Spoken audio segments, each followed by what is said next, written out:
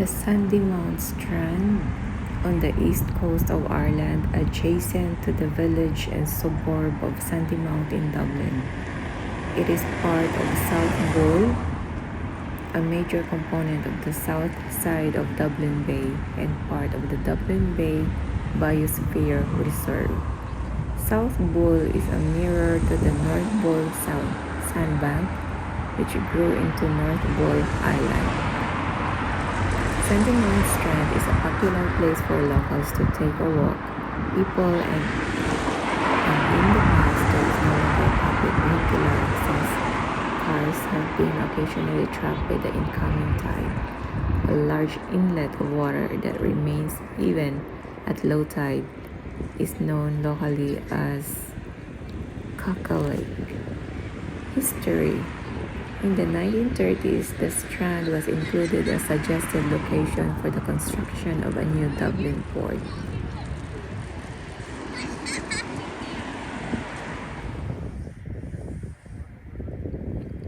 The Sandymount Strand to Poolbeg Lighthouse Walk. This version of the Poolbeg Lighthouse Walk is toughish due to the length and the fact that once you reach the Great South Wall, you'll be pummeled with wind. However, if you take a little 10-minute detour and grab a coffee, you'll have a decent caffeine kick to keep you going. Where to park? You'll find parking for this version of the Great South Wall Walk in a little car park just off Pigeon House Road. If you stick Great South Wall parking into Google Maps, it will take you there. Is it a hard, buggy friendly? This walk is harder than it looks due to the exposure to wind. It's a lovely little rumble, but on a windy day, it can be tough going. The Great South Wall from the starting point above is buggy friendly as you're strolling along reasonably. There are bumps and holes in places, smooth ground. The swimming ban is in place in Sandymount Beach due to an increase in the levels of bacteria found in the bathing water as a result of overflows from the Irish wastewater network.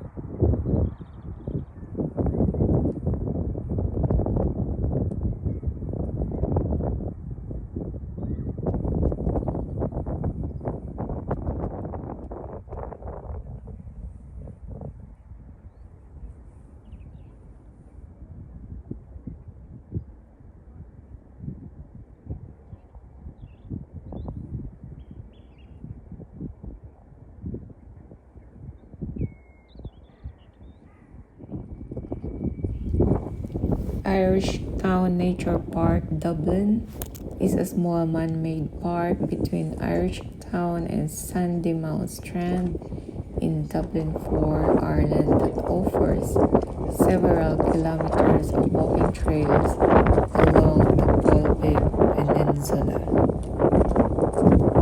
The park was devised during a building boom 1980s, where rubble and waste was dumped in its current location. The Sandymount and Marion Residents Association suggested turning the waste dump into a nature reserve. During the 1980s, Dublin Corporation, along with local residents, developed the park and planted seeds, trees, and tall grasses. During the Woodkey build and excavation in the early 1980s, up to 30 lorry loads of potentially significant archaeological rubble were dumped in the original location of the nature park. Access. The nature park can be accessed in two locations. An off-road path located on the beach road opposite Marine Drive meanders across the edge of the Sandymount Strand for 1.4 kilometers up to the park entrance. A second entrance is located on Pigeon House Road near the Poolbeg generating station.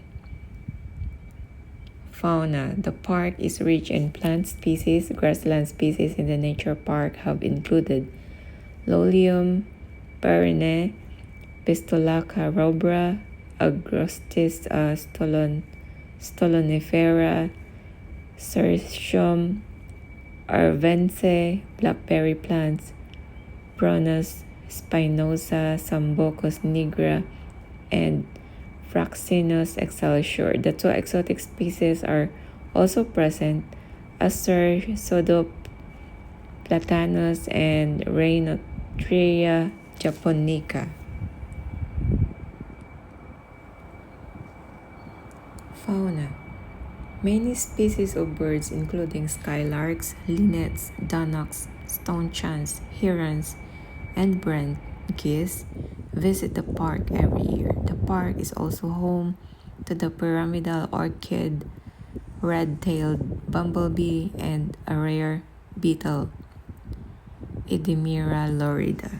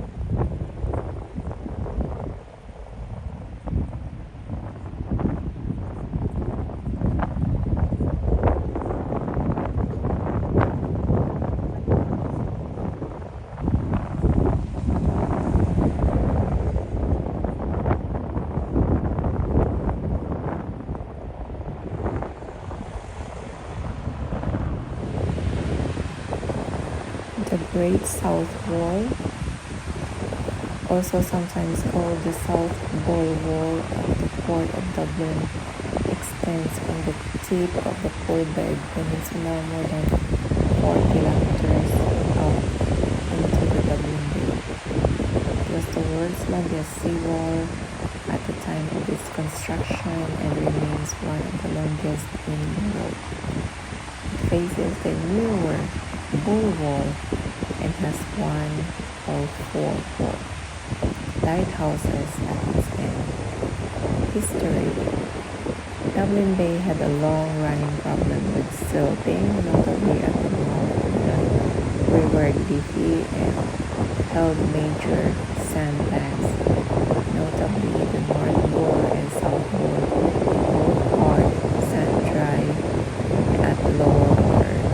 To either side of the Liffey runs a wall with a Kish bank over 11 kilometers out to sea.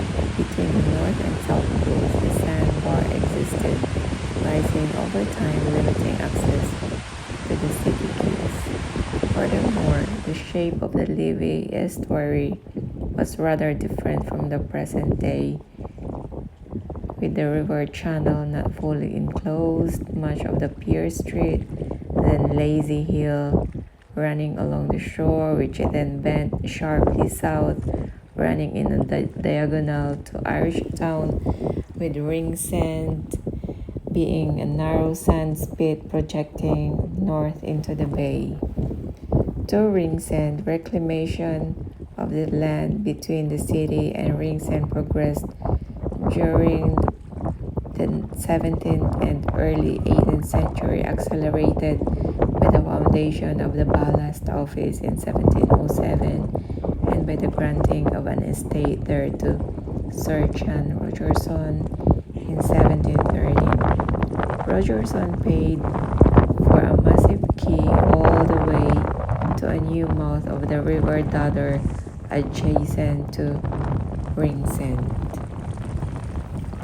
Years of primitive dredging were succeeded by an attempt to maintain a clear main channel to Dublin more effectively when in 1715 the Dublin City Assembly authorized the building of an embankment from Ringsend along the north aspect of the South Bull and Sandbank. The first piles of what was to become the South Bull Wall were driven that year, and major work commenced in 1717 with what was then known simply as the piles, completed in 1730 to 1731. Construction involved driving of oaken piles into the boulder clay of Dublin Bay, with this anchored by baskets of gravel and woven wattles. A stone wall linking the piles to the quays, the Ballast Office Wall, was completed in 1756, and the first pigeon house at the shoreward end of the piles was built around 1760 as a residence for a caretaker. Over a period, a bank of sand and other debris, the water banks developed adjacent to the wall about 800 meters seawards of the pigeon house. The driven pile barrier was breached by storm action after reported rotting and tidal stress, and in 1761 a stone pier was commenced working from the Poolbeg Lighthouse. Commenced in 1761, operational 1767, back to shore. The construction of the massive granite blocks brought from quarries of Ducky was completed in 1795. The final wall dimensions were 32 feet at the base, tapering to 28 feet at the top.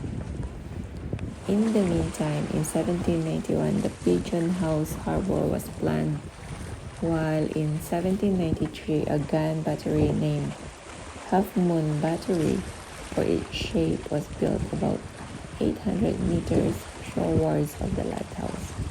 Also around 1793, a hotel, the Pigeon House Hotel, was opened. Following temporary military arrangements after the 1798 rebellion, the Pigeon House Fort was created, maintained from 1814 to 1897. At its peak, it included gates with trenches crossed by drawbridges at the beginning of the wall, quarters for officers and men, a hospital, armory, magazine, and stores. In 1897, the complex was sold to Dublin Corporation for development to include the city's first major electricity generating station and a sewage processing facility, as well as the reuse of the hospital.